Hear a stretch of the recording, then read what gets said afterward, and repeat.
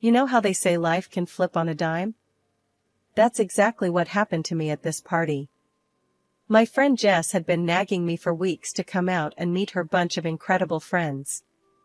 Honestly, I was more into a quiet night with my reports and market analysis, but Jess wouldn't have any of it. "Sarah, you need to get out more. Come on, it'll be fun," she insisted. So, there I was, in my least uncomfortable party dress, nursing a glass of wine and sticking out like a sore thumb among strangers. The place was buzzing, people laughing and chatting away. I stuck close to Jess, who seemed to know everyone. She was in the middle of introducing me to a couple of her friends when he walked in. "Tom." Jess's face lit up. "Oh, you gotta meet Tom," she said, dragging me through the crowd. Tom was this average-looking guy, nothing like the flashy type she'd expect at these gatherings. He had a sad smile that didn't quite reach his eyes. Jess introduced us, and for some reason, we clicked. Maybe it was the way he talked about his daughter, Lily, with such warmth and pride. Or maybe it was his candidness about being a widower and raising her alone. Whatever it was, it got me. We found ourselves away from the crowd, sitting on some ridiculously oversized cushions. "So, Sarah, Jess tells me you're into stocks and all that Wall Street stuff," Tom started, his voice rough but friendly. "Yeah, something like that. I analyze investment opportunities, help people grow their money." "Sounds boring, I know," I replied, trying to make my job sound less nerdy than it was. "Nah, that sounds pretty damn impressive. Wish I knew a thing or two about handling money like that," he chuckled, taking a sip of his beer. We talked about everything and nothing: movies, books, the nightmare of dating. I found myself laughing more than I had in months. Tom had this easy way about him, making you feel like you'd known him forever. "You know, I didn't want to come tonight. Socializing isn't exactly my strong suit," I confessed, feeling unusually open. "Tell me about it. I only came because Jess promised Lily could tag along for a bit. Wanted her to meet some normal adults, whatever that means," Tom said, rolling his eyes. The conversation shifted to Lily, and I could see the light in Tom's eyes when he talked about her. "She's something else, my Lily. Smart, kind, a bit too cheeky for her own good," he said, a proud smile spreading across his face. I was intrigued. "She sounds wonderful. Raising a kid on your own, that's got to be tough." Tom shrugged, his expression turning serious. "It's not easy, but Lily makes it all worth it. She's the best thing that ever happened to me." As the party wound down, I realized I didn't want this conversation to end. Tom felt like a breath of fresh air in my calculated, routine life. "Hey, maybe we could grab a coffee sometime? Talk more about market trends, or whatever?" I found myself saying, surprising even myself. Tom's smile was the answer I hoped for. "I'd like that. It's been a long time since I had a reason to look forward to something." Very soon I met Tom's daughter, and she was like a breath of fresh air. We quickly became friends, which made her father very happy. That's how a simple meeting turned into a real love affair. After Tom and I decided to tie the knot, it was clear we wanted something simple, no fancy dresses or grand churches. Just us, my folks, and Lily, who was more excited than anyone. The day was plain but perfect, filled with genuine smiles and a few happy tears. Moving into Tom's house afterwards, I was buzzing with ideas to make the place feel more like ours, not just his. My new life meant working from home, which my boss was surprisingly cool about. It gave me the chance to really bond with Lily. I'd pick her up from school, and we'd chat about everything under the sun on our way to her ballet classes. She started calling me Mom, which warmed my heart every single time. Creating a cozy home for us became my new project, filling it with love and laughter. But, as the months rolled by, things with Tom started shifting, so subtly at first. He'd make offhand comments about dinner being too bland or too salty. "Sarah, what's this supposed to be?" Tom would ask, poking at a casserole I'd spent hours on. Supposed to be your dinner, but if you're gonna act all Gordon Ramsay about it, maybe you should cook tomorrow, I'd retort, trying to keep the mood light. He didn't. Instead, the critiques piled up. My appearance became his next target. Babe, when did you last hit the gym? You're looking different, Tom dropped casually one evening, his eyes skimming over me like I was a fixer-upper. Guess I've been too busy being a stepmom and working from home. But thanks for the heads up, I snapped back, the sting of his words hitting harder than expected. Lily, bless her, was my silver lining. She and I grew closer, our bond unaffected by the growing tension between her dad and me. Mom, can you help me with my homework? Lily would ask, her bright eyes always looking up to me for guidance. Of course, sweetie. Let's tackle it together, I'd reply, grateful for her presence and the normalcy it brought. Even as Tom and I drifted apart, Lily and I stuck together like glue. I found solace in our little talks and her ballet recitals. Yet, despite my efforts to keep our home a haven, Tom's dissatisfaction seemed to seep into every corner. You know, Sarah, maybe you should try one of those online cooking classes. Spice things up a bit, Tom suggested one night, his tone laced with an undercurrent of displeasure. Or maybe we could try eating out more. Give your taste buds a break from my terrible cooking, I'd counter, half joking but deeply wounded. Life at home started feeling less like a family and more like walking on eggshells. Tom's attitude took a nosedive, and it wasn't just about small things anymore. He set these crazy rules like expecting a brand new dish for dinner every single day. It was as if he thought I was some kind of gourmet chef instead of his partner. One evening, I was in the kitchen, trying to whip up something new to keep him happy. I was juggling work emails on my phone, stirring a pot, and mentally planning my next day. Tom walked in, a scowl already forming on his face. "What's for dinner?" he asked, his tone sharp. "I'm trying something new, a recipe I found online. Thought we could use a little variety," I said, trying to sound upbeat. He just humphed, peering over my shoulder. "Doesn't look very appetizing.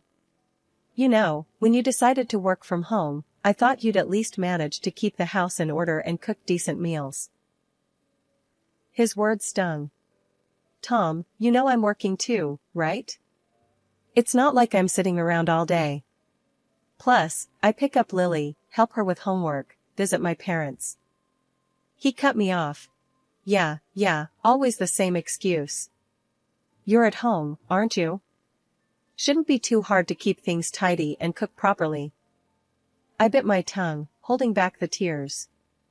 It was becoming a nightly ritual, this dance of disappointment and criticism. One night, as we settled on the couch to watch TV, he started on about my appearance. Pointing at the women on the screen, he said, "Look at them, they're about your age, right? Why do they look so much younger and better?" I tried to keep my voice level. "Tom, those women have all day to focus on looking good. They likely have personal trainers, chefs, and who knows what cosmetic work done." But he wouldn't have it. "Excuses, Sarah. It's all about priorities. You used to care about how you looked." I felt deflated, worn out. It wasn't just about the cooking or the cleaning anymore, it was a constant comparison, a reminder that I wasn't enough. During these times, Lily was my only solace. Now a teenager, she saw through her dad's behavior. "Mom, you don't deserve this. Why do you put up with it? You should just leave him," she'd say, her words filled with worry and anger.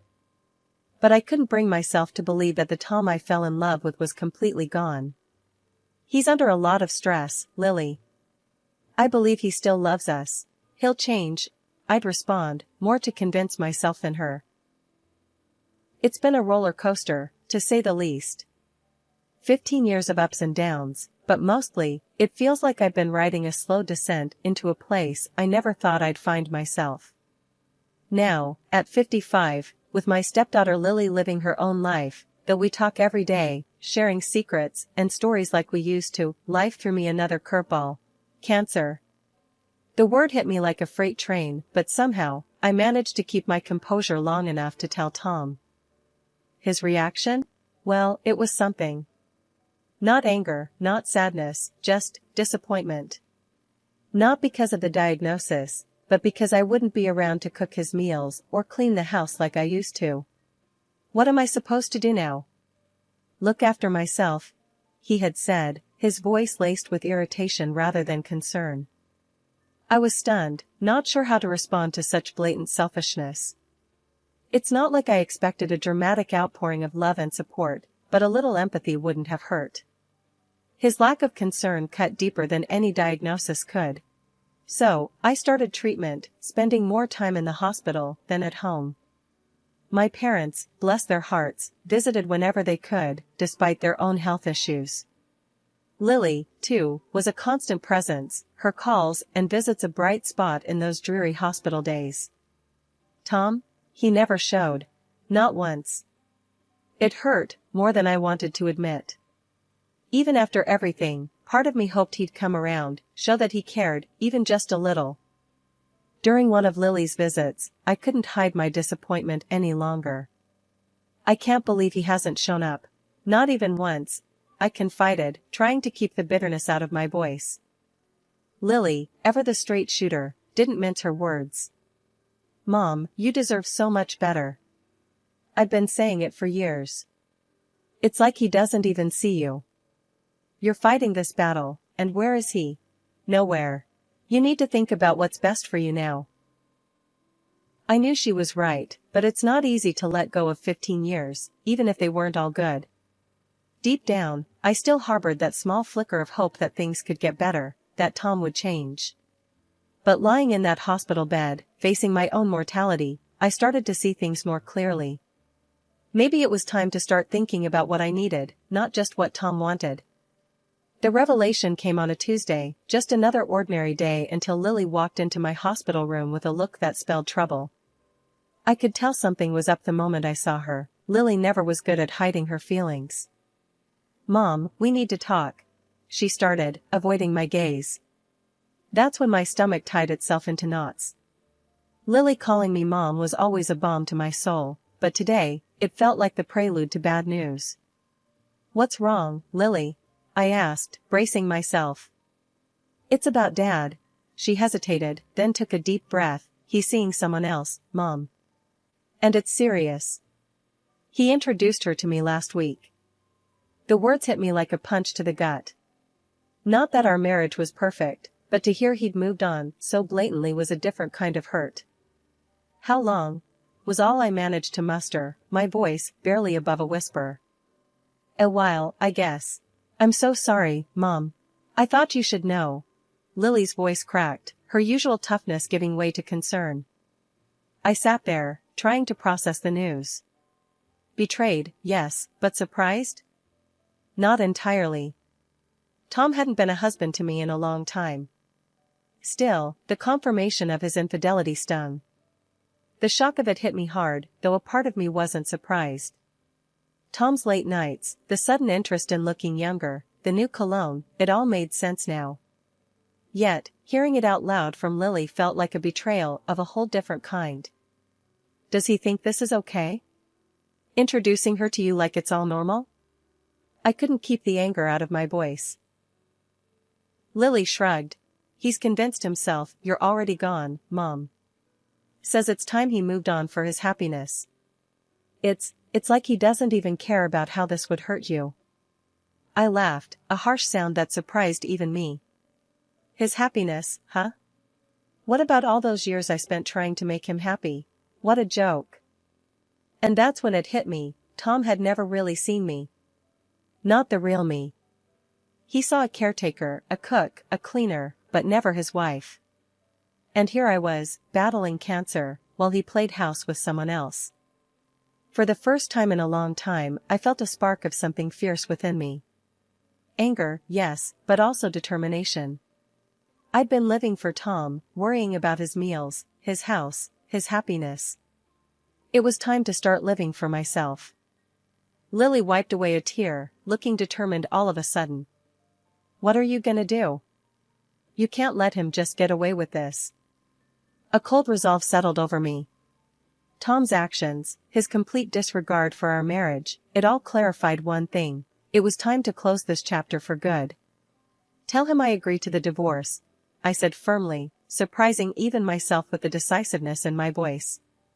It's clear he's moved on, and so should I. Lily's eyes widened. Really? Just like that? Yes, just like that. He thinks he can replace me so easily, let him try. But he'll regret this, Lily. Not today, maybe not tomorrow, but one day. He'll see what he's thrown away. Lily stood up, her stance shifting from worried to warrior-like. I'll tell him. And Mom, we'll get through this. Screw him and his midlife crisis fantasy. You're worth $1 million of her. Her fiery spirit in that moment gave me strength. I was about to embark on a tough journey, battling both cancer and a crumbling marriage, but I wasn't alone. I had Lily, and together, we were formidable. Thanks, Lily. We've got this, I said, a small smile breaking through the gloom. It was the beginning of a new chapter, one where I would reclaim my life and my dignity, with my loyal stepdaughter by my side. 2 days had felt like an eternity, each moment dragging on as I lay in that hospital bed, my body fighting a battle I hadn't signed up for. Then Tom walked in, his presence as cold as the chill running down my spine. The smirk on his face was something out of a nightmare, but this was my reality. He looked me over, his eyes devoid of any warmth. Look at you, all sick and pitiful. Can't say I'm surprised. You've let yourself go, haven't you? Found myself someone much better. Younger, prettier, healthier. He gloated, his words dripping with disdain. His words cut deeper than any knife could, but I was done showing him my pain. He threw the divorce papers on my bed, a challenge in his eyes. I took a deep breath, steadying my resolve. I picked up the pen and signed, each stroke a silent vow to myself that this was the beginning of my liberation, not my defeat. You're just as weak-willed as ever. Pathetic, he sneered, a twisted satisfaction in his gaze. I met his stare, my voice steady. If that's what helps you sleep at night, Tom. The confusion flickered across his face, replaced quickly by his usual arrogance. He strutted out, leaving a trail of bitterness in his wake. As soon as the door clicked shut, I reached for my phone with a determination that surprised even me. I called Lily, my voice stronger than I felt. Lily, it's done. But I need you to do something for me, I said, pausing to make sure I had her full attention. Tell your dad about the $3 million I plan to leave you. It's important he knows. There was a brief silence on the other end, and I could almost see the gears turning in her head. Mom, are you sure? He's going to flip out. A small smile tugged at my lips. That's the point, darling. True to form, Tom's reaction was immediate and as predictable as ever. My phone became an incessant, vibrating companion, lighting up with his attempts to reach me. With each missed call, I felt an inch taller, a bit stronger. I watched the number climb, 50, 60, 70 missed calls, and with it, my resolve solidified. I couldn't help but laugh, a sound that felt foreign yet fitting for the moment. Here I was, supposedly at my weakest, yet I'd never felt more empowered. I had taken the first real step towards freeing myself from the chains of Tom's manipulation and cruelty. The sun was just peeking through the blinds when Tom burst into my hospital room the next morning, desperation etched in every line of his face. His sudden change of heart was as transparent as it was pathetic. Sarah, I've been a fool. I see that now. I love you, and I'm ready to leave her and start over with you. We can remarry, start fresh, he pleaded, his hands outstretched as if he could physically pull me back into the life we once shared. I couldn't help but laugh, a deep, genuine sound that seemed to startle him. Tom, you've shown me exactly who you are. After years of neglect, cruelty, and now this betrayal? And you think what? A few sweet words and it's all forgiven? He blanched, taken aback by my reaction. Sarah, please. I mean it. I realized I made a mistake. I shook my head, still incredulous. A mistake? Tom, you deliberately chose to step out on our marriage, humiliated me while I was at my lowest. No, it's too late for regrets. His desperation turned to anger, his face reddening. You'll regret this. I'll make sure of it. I'll sue you for every penny of that hidden money of yours. The threat was laughable. Go ahead and try, Tom. That money? It's in my father's name. He made those investments, all legally binding and documented. You won't get a dime. The realization of his powerlessness hit him hard. His anger dissipated into sobs of frustration, a pitiful sight that had the guards rushing in. As they escorted him out, I moved to the window, watching him. There he was, the man I'd spent so many years with, looking so defeated and alone. Yet, I felt no pity. He was reaping what he'd sown, and in that moment, I knew I was finally free. Justice prevails, I whispered to myself, a smile touching my lips. In that hospital room, I made a promise to myself. No longer would I be defined by the failings of my marriage or the cruelty of a man who couldn't appreciate the love and loyalty I'd offered. It was time to rebuild, to focus on my health, my happiness, and the future I deserved. The battle with cancer was like riding the world's most terrifying roller coaster, one where you can't see the track ahead. Months of treatment stretched out, with good days where hope flickered bright and bad days where it dimmed to nearly nothing. Remission would come, lifting me up, only for exacerbation to drag me back down into the fight. But I kept fighting, every single day, with every bit of strength I had, both for me and for Lily. Finally, the doctors gave me the news I'd been dreaming of. I was healthy, the cancer was gone. Walking out of that hospital felt surreal, like stepping into a new life waiting to be written. The fresh start wasn't just symbolic, it was real, tangible, and it was mine for the taking.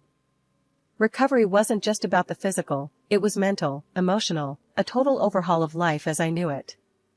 The day I was discharged from the hospital marked not just the end of my treatment, but the beginning of something new. Something mine.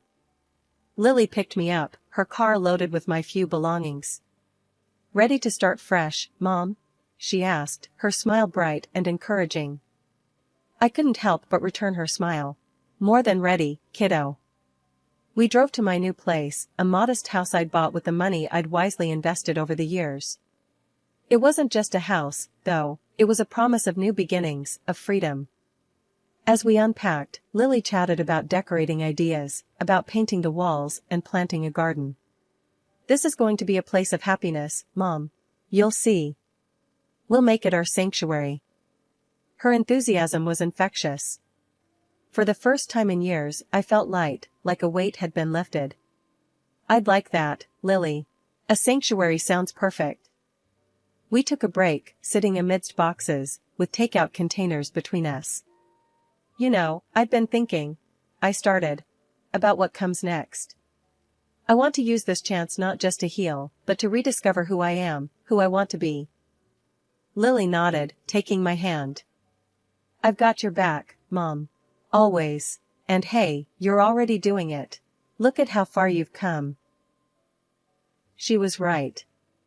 The journey from being trapped in a loveless marriage to standing on my own 2 feet hadn't been easy. But here I was, ready to face the world on my terms. I'm thinking of starting a blog, I mused. Sharing my story, maybe help others who've been in similar situations. That's an amazing idea. Lily's eyes sparkled with pride. You've got so much wisdom to share. Plus, you're pretty badass, you know? I laughed, the sound bright and genuine. Thanks, Lily. I guess I am, aren't I? Said and done. I started my own personal blog, in which I shared the details of my struggle with cancer. People in the comments supported me, shared their own experiences. It was touching and reassuring at the same time. During one of our quiet evenings, Lily shared her own monumental decision. Mom, I've cut ties with Dad, she said, her voice steady, but I could see the turmoil in her eyes. After everything, I see you as my real mom. He chose his path, and I've chosen mine, with you.